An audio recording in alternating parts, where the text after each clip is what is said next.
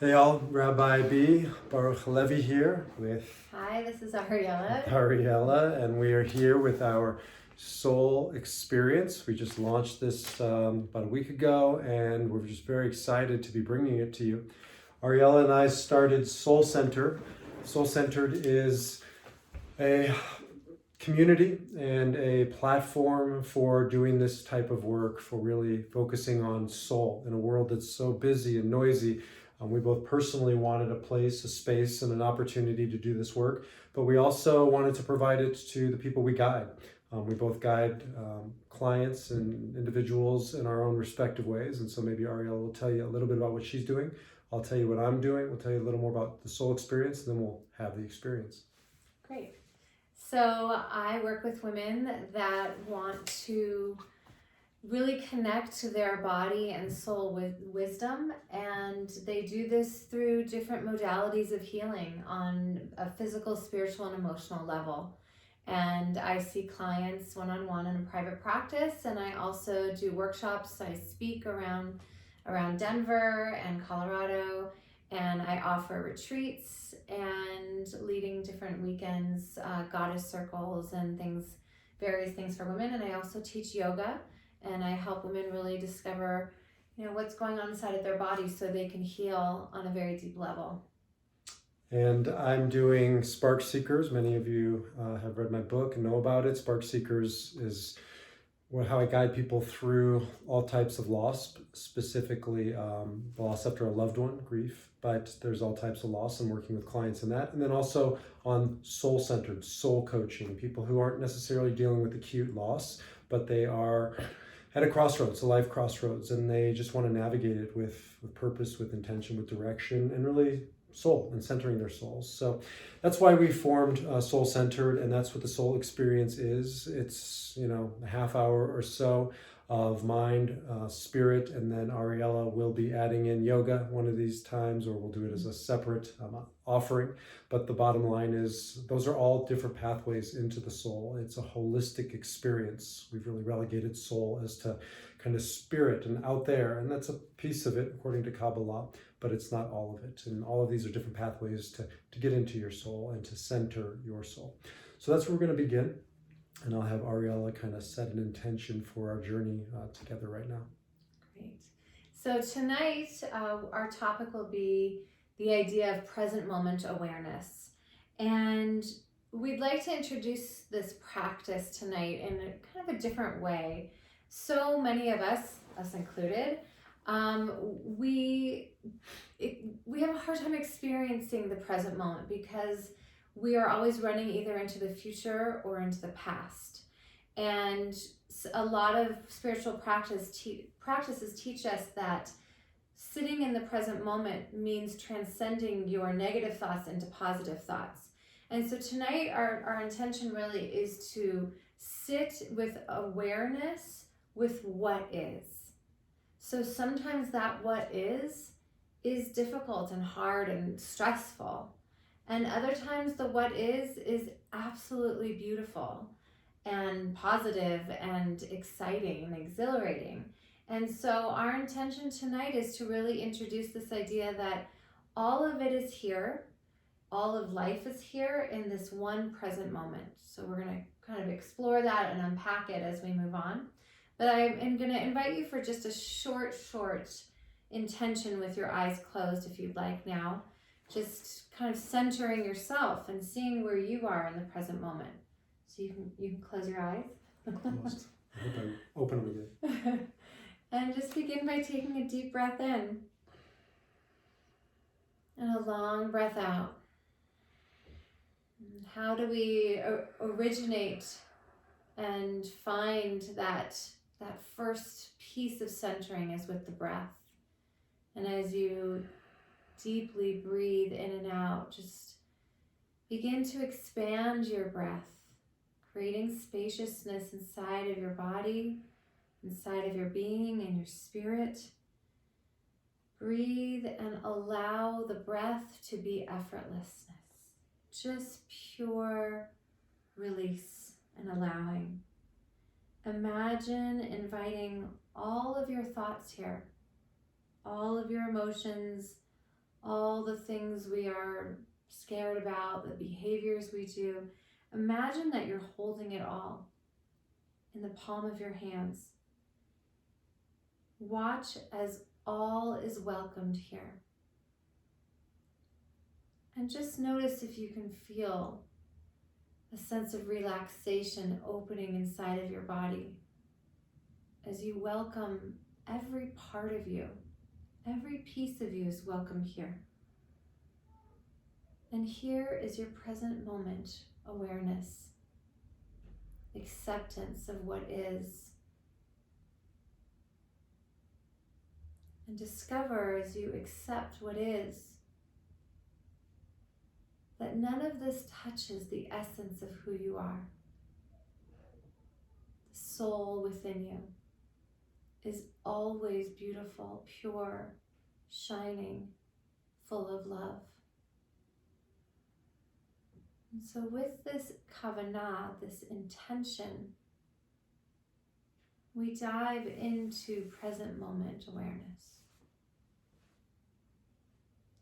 And we'll start by chanting Shalom, listening for that Om, that expansiveness as we chant, allowing the Om, the Shalom to travel into our bodies, into our minds, our hearts, and our souls.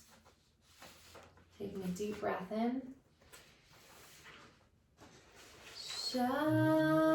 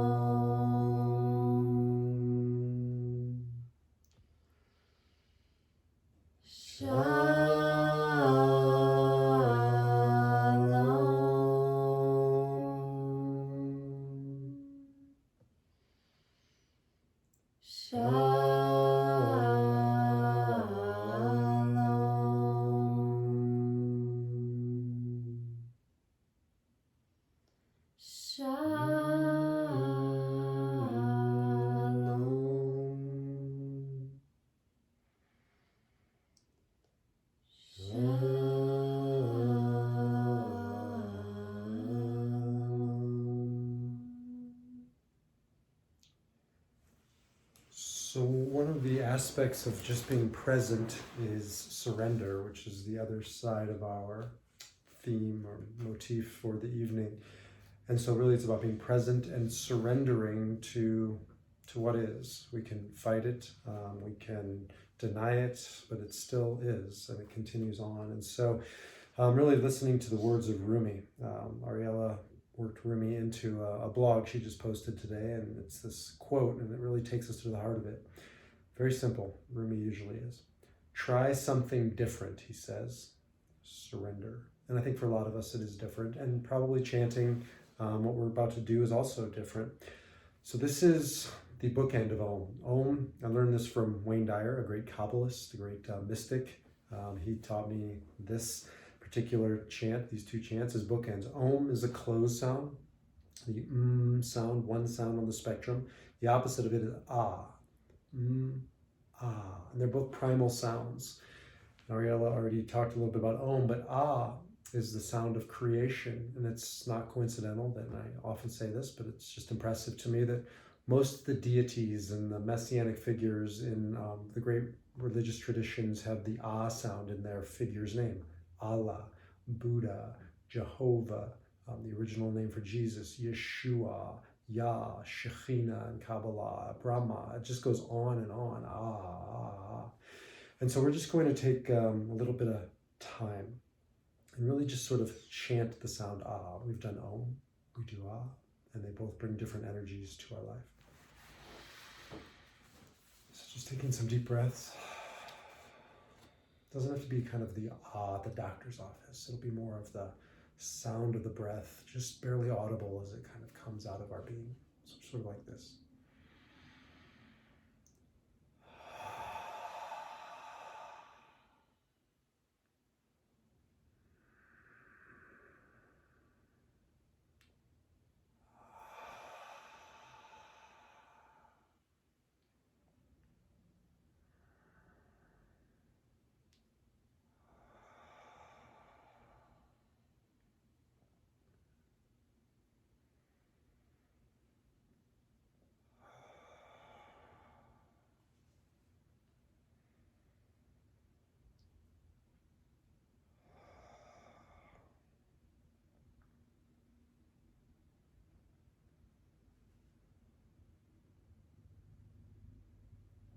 We'll continue to take deep breaths. Excuse me one second. Sorry. And we'll continue on with this creation sound as we go into a little more of a healing direction. The soul experience is really about healing and creating some time in our day, in our week, to really just do this inner work to heal ourselves, to heal other people. And so Ariela will guide us through a healing process. A lot of things that I do in my practice is surrounded by healing, and we're going to explore what visualization and meditation can bring about inside of your bodies. When the eyes are closed, that's where sometimes the magic happens. So I'm going to invite you to close your eyes and really find a quiet space wherever you are, so you can experience a deeper layer of healing with your eyes closed and your defenses down. And so closing your eyes and finding your comfortable space and taking a deep breath and becoming aware and noticing how, as you breathe, you're creating space and openness, almost limitlessness. This opening inside of you, in front of you, and all around you. And in your mind's eye, just imagining a beautiful space inside of yourself. Imagine that in this space you're sitting present with who you are today. And sitting next to you is a version of the younger you. Perhaps it's you yesterday, perhaps it's you as a child. But sitting here is a person that at which age there was a lot of stress, possibly a time of turmoil, possibly a time when it was very hard to sit in the present moment. And just see that for a moment. I invite you to bring it up, bring it about. Think about that stressful time, times when our heart maybe hurt, times when it was just really difficult to sit with all of who you were. And allow yourself to be present to that part of you now. And notice if there's any dialogue that needs to happen between the two of you, your present day self and the younger you. And just allow the heart to open now. If your younger self had something to say about how hard it was during that time to open, to stay open, to breathe maybe, to be present, what would he or she say? What hurt the most?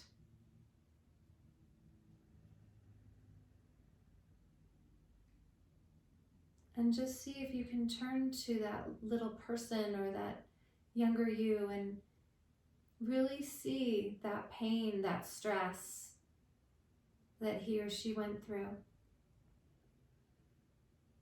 Be there for her. Be there for him. Breathe into it. And now allow yourself to open your heart center to that younger you. And maybe embrace her or him. And say, I'm so sorry that you went through all of this. And just allow yourself to be present with any pain, stress, or discomfort that you've gone through during this time. Allow yourself to just be. Allow your younger self to be present with your older self.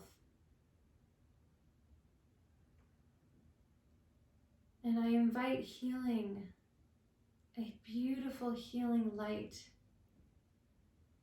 at the top of your head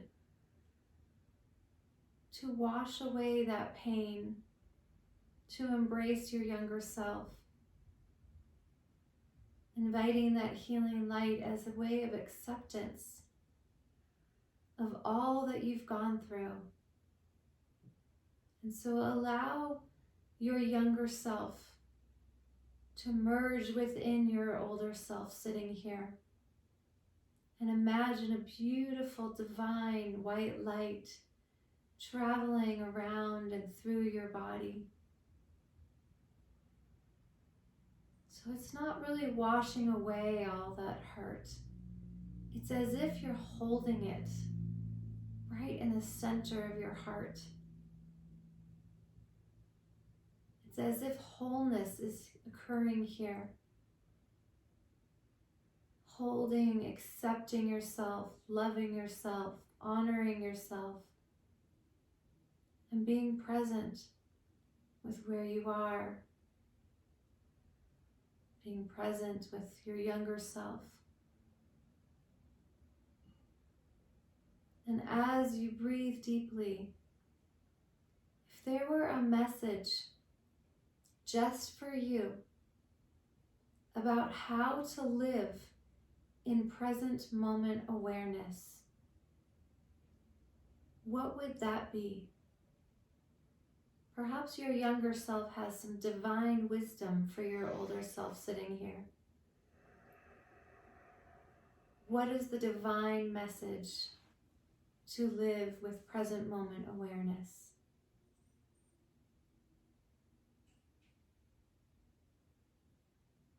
And with that answer, if you've received one, and if you haven't, that's fine, just sitting in your space, begin to wiggle your toes and your fingers. Begin to merge the two of you together and allow your divine white light to shine, your essence. And then gently opening your eyes when you're ready into the present moment, into the here and now.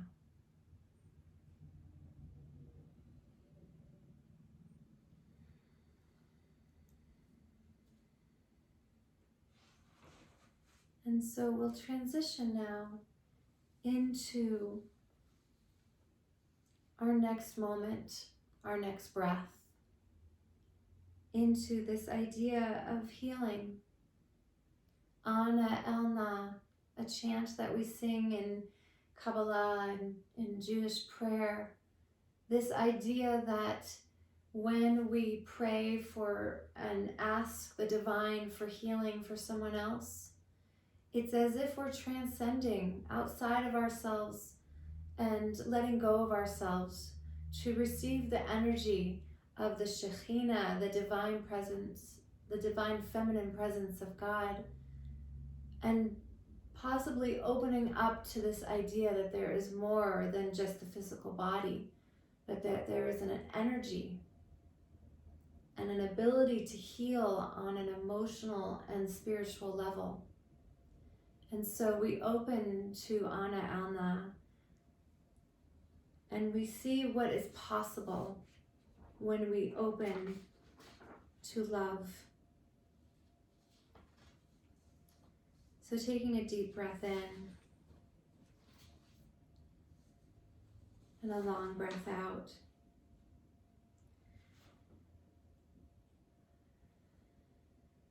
Ana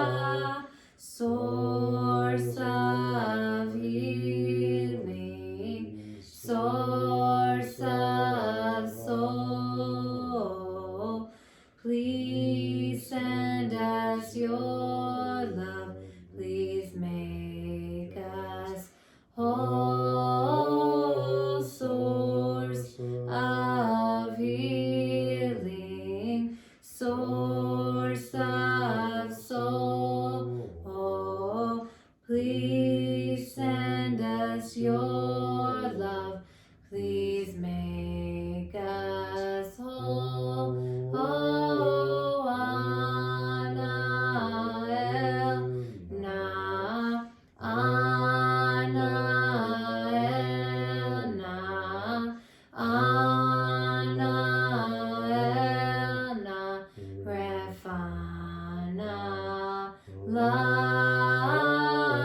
Anael, na, Anael, na, Anael, na, Refana, la.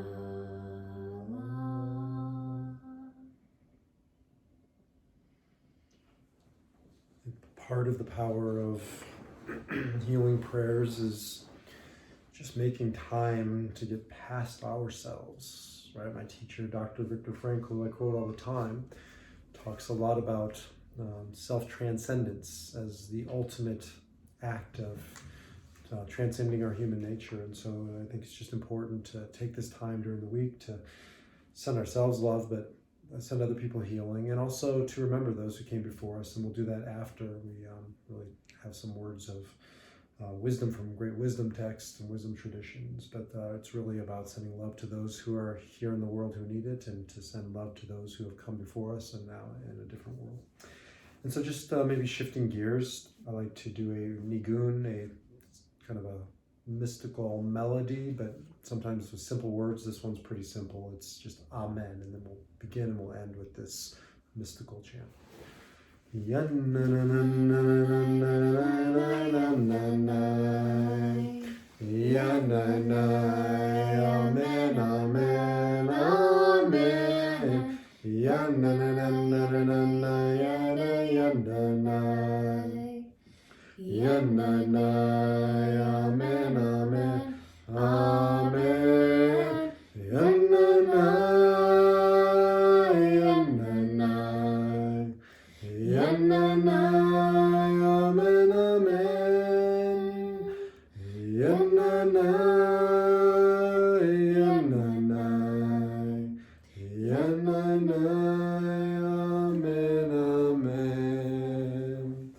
So any good rabbi or reverend or preacher knows what time it is when they're talking, so just looking at the time to make sure that we're within a healthy amount of time, or we just go on and on. So we're going to do this Havruta. We've talked about it before. It's an ancient spiritual practice from the Jewish tradition of taking a text or an idea or just something to begin with and grappling with it, thinking about it, exploring it from different directions. And so Ariela and I are going to take this theme of presence and surrender and really kind of get into it. And really it's an opportunity for you to think your thoughts on it, to begin conversations in your world. And so this is kind of just a jumping off point. But let me begin with it's a joke, and I've told it.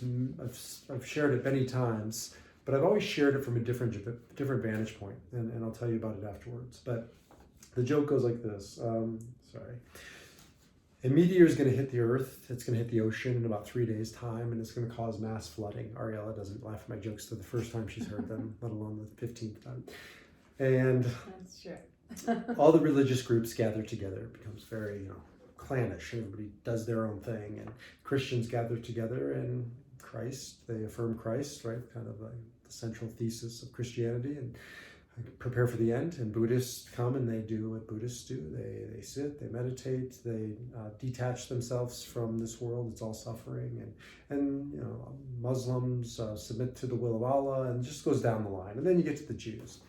The Jews are kind of an unruly bunch. We've always been stiff-necked people, and we have to decide who's going to lead this little gathering, and Reform, Conservative, Orthodox. We're going to serve bagels and lox afterwards. And finally, some little booby, some little old lady just gets tired of it, and she grabs the mic and she says, "Look, we have 3 days to learn how to live underwater. Let's get busy." And I've told that joke before because it takes us into one side of the Jewish tradition, which is a very industrious tradition, right? We've always been kind of this resourceful people because we've had to, not because we're better than, but it's what happens when you're expelled from every country you've ever lived in except this great country, Canada, and a handful of others. And you learn how to be resourceful to survive. And survival's it's an amazing, amazing skill. I mean, individually and collectively. As an aside, the Dalai Lama called Jewish leaders about 20 years ago and asked them, how do you survive in the diaspora? Because the Dalai Lama was facing it in his exile with his people. So on the one hand, it's worthy. On the other hand, if you live in survival and achieving and accomplishing and creating and all these worthy things, it takes its toll on you as an individual and as a people. And my friend, Rabbi Daniel Graber gave a great talk about this. And he says, today I worry that our industrious spirit has come at the cost to our souls. A few years ago, I heard him quoting Rabbi David Wolpe say that when Jews came to this country, they were at home in their Judaism and immigrants to America. But today we are at home in America and immigrants to our Judaism. And I think it's true for all of us. It's not a Jewish issue. It's a Western issue now. It's an American issue. It's a modern issue, right? And we talked about it last soul experience where it's important to be industrious and to do, but it's a slippery slope from human beings, as we spoke about last time, into human doings. There's a price to pay.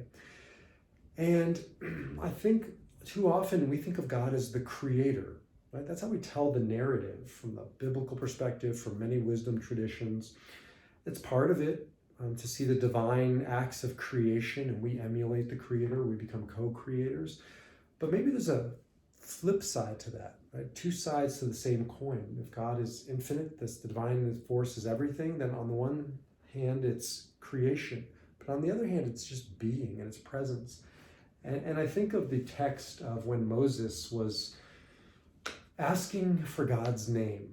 Remember this story in the Exodus where he's just overwhelmed and the Israelites are pining for his attention and direction and all of these things. And Moses finally says, look, God, I got to report back to these people. I got to have proof that we've spoken. I got to know who you are. What's your name? It's such an interesting response, at least recorded in the text. And the text says, Ehyeh asher ehyeh. And it's either translated as I am that I am, or I will be what I will be. Literally, it's I will be what I will be, or I will be that I will be. And I think, that's such an interesting idea. God is defining God's self as this process. And I don't know what it brings up for you, but for me, it's just like, it's God as a verb. It's God as this doing, not this doing of creating, but just this being, right? This flowing.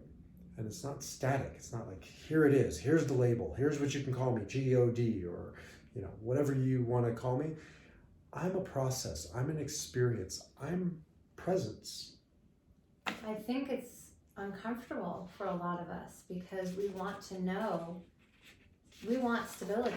We want to know our answers. We want to know what's going to happen.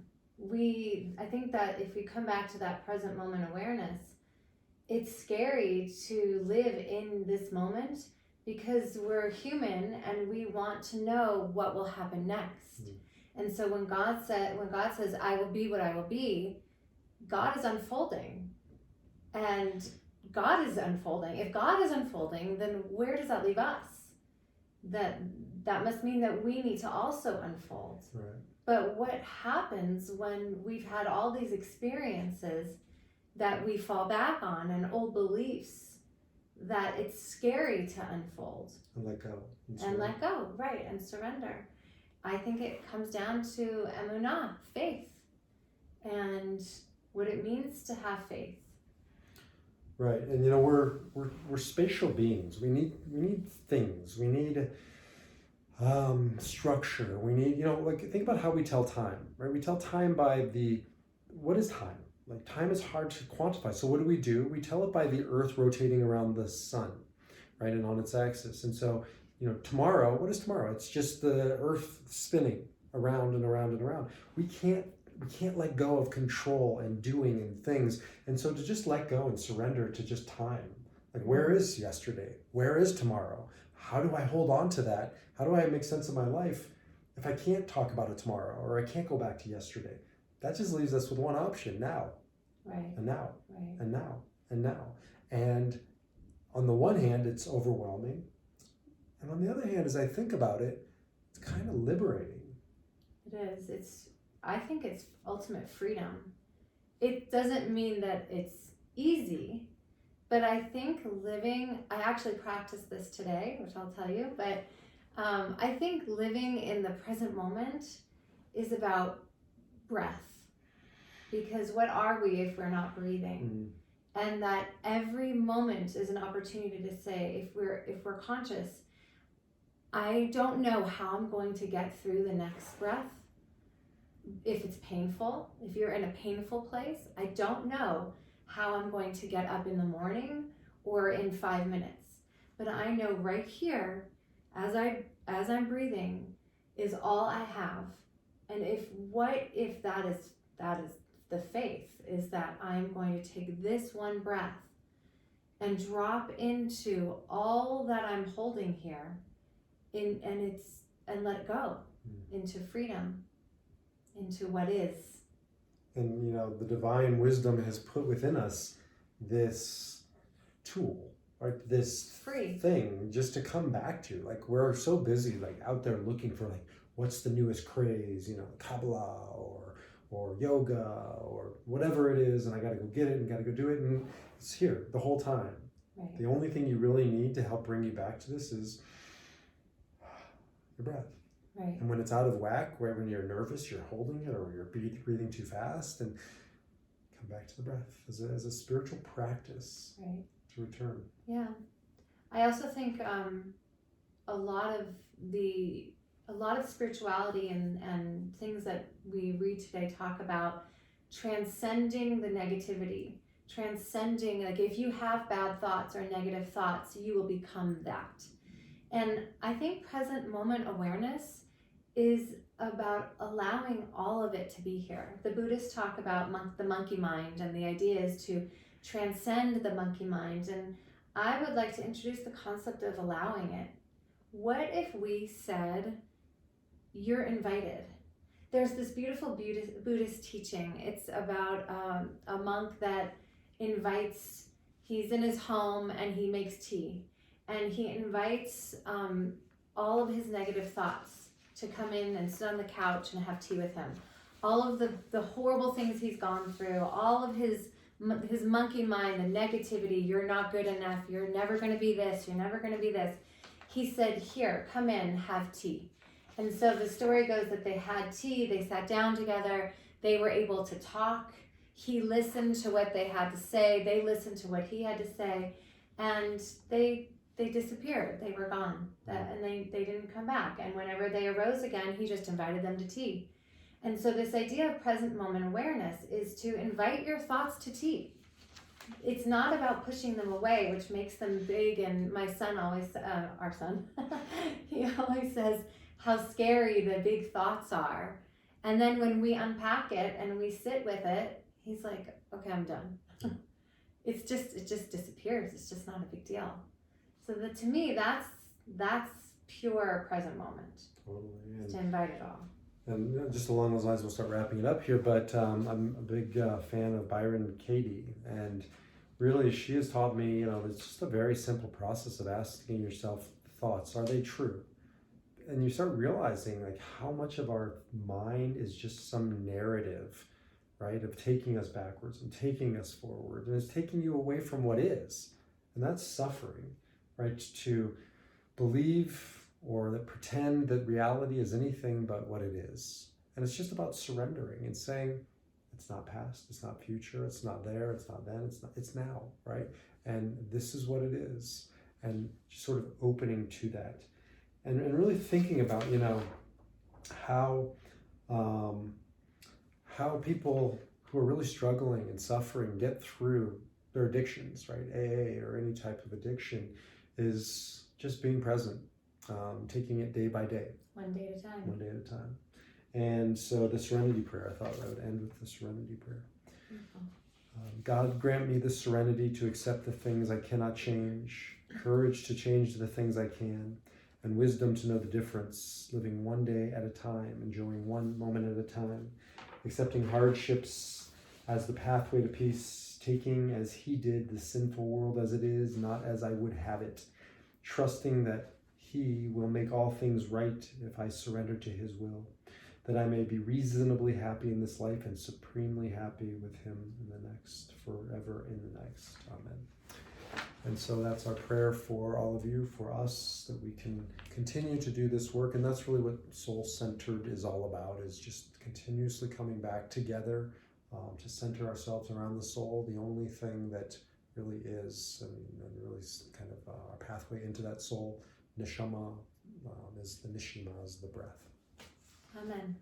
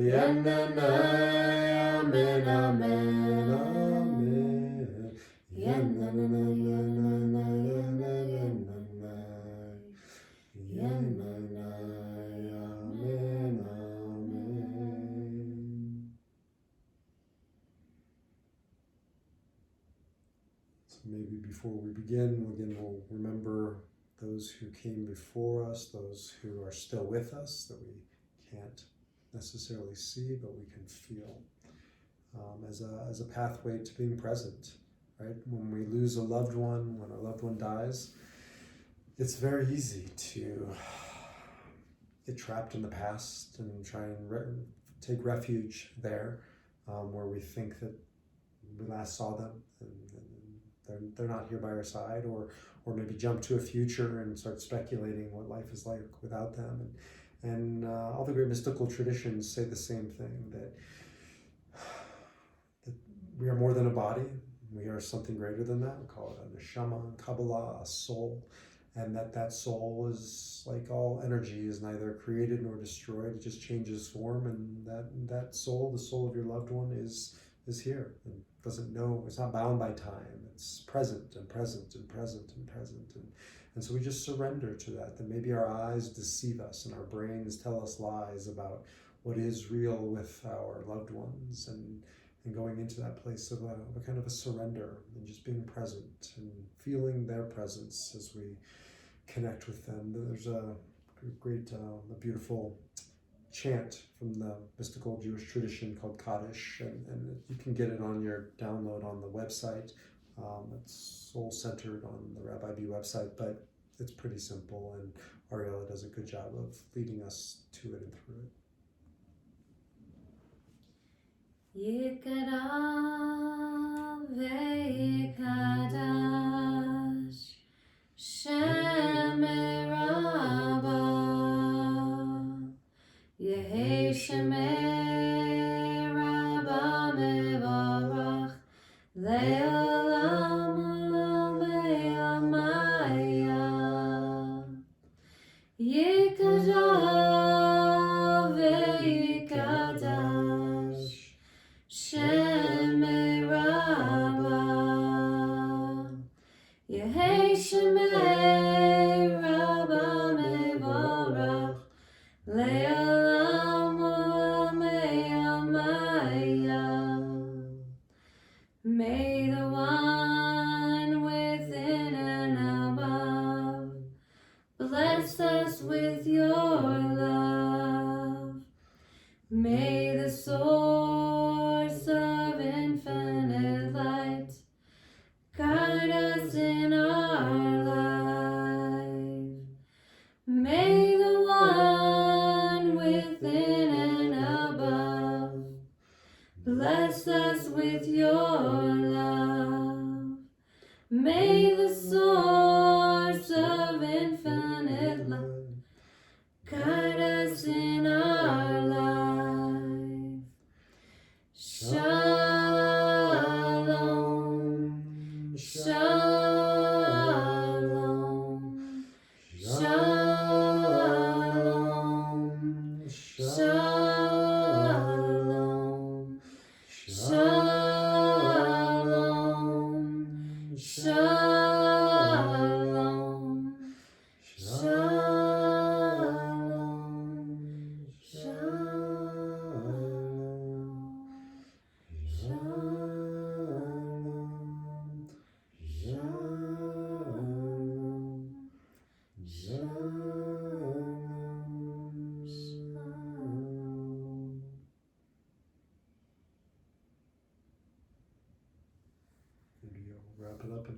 for us? So we conclude our soul-centered service tonight with the remembering that the importance of centering our soul, of doing tikkun nefesh, of really looking at what's inside of us is so important, because ultimately it's not really about us, it's about healing the world. And healing the world, tikkun olam, starts with us right here. And so our prayer and our hope and our intention for all of you who are watching, and for us and for the world, is really to find a centering within the essence of who you are, so that you can take action, to change your world, which in turn changes the world and allows us to all become more whole. Really, in the end, love is all there is. Good segue.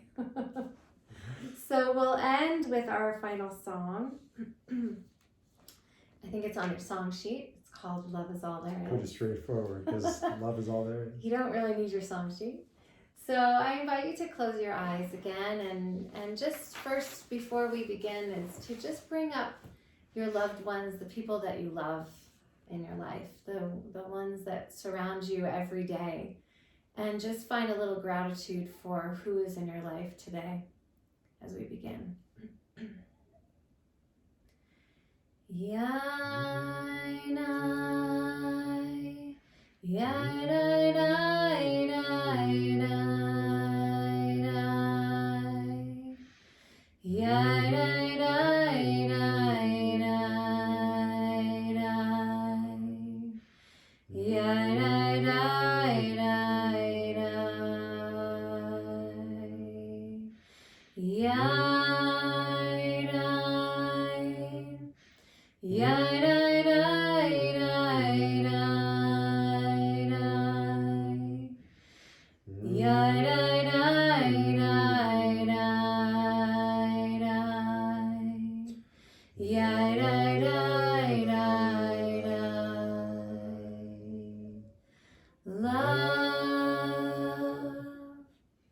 Love is all there is.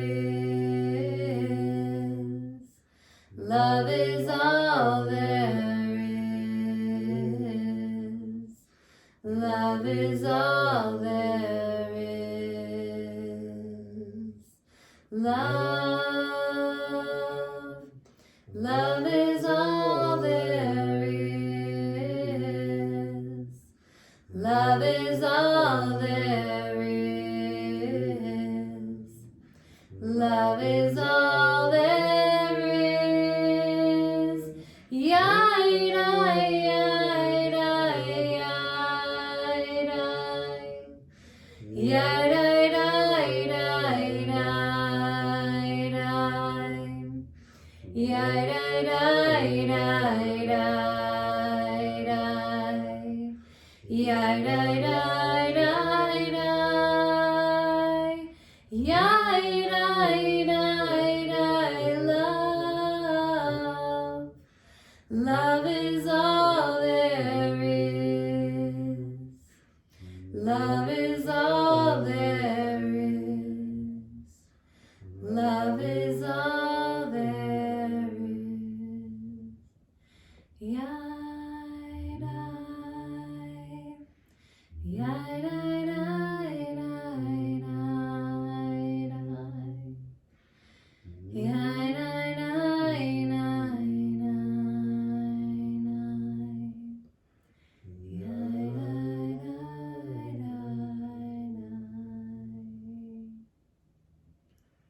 So that'll conclude the soul experience. There's a lot of ways to continue to connect with both of us. Probably the easiest way right now, we're working on a new website, but for the easiest way for now is to go to mysoulcentered.org, and or you can just go to rabbib.com and you'll get Ariela's information and my information, and you can see the Soul Centered current page. Again, that's going to be expanding and transforming, and we're very excited about that. Ariela's got a lot of cool things happening, mostly here in the Denver area, but we are expanding hopefully beyond that and virtually for sure.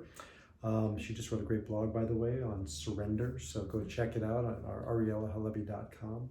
And we would just love to hear from you, hear your feedback, hear your responses, what more you're looking for. Ariela is going to be incorporating yoga into this, probably in addition, not actually as part of the soul experience, but off to the side, so you'll be able to do that. And really, we just want to create a sacred space and time during our week to kind of just relax, to heal, and to connect. And so that's what this has been about. And so until the next time, we wish you well. We bid you peace. Shalom, salam, namaste. Namaste. Peace.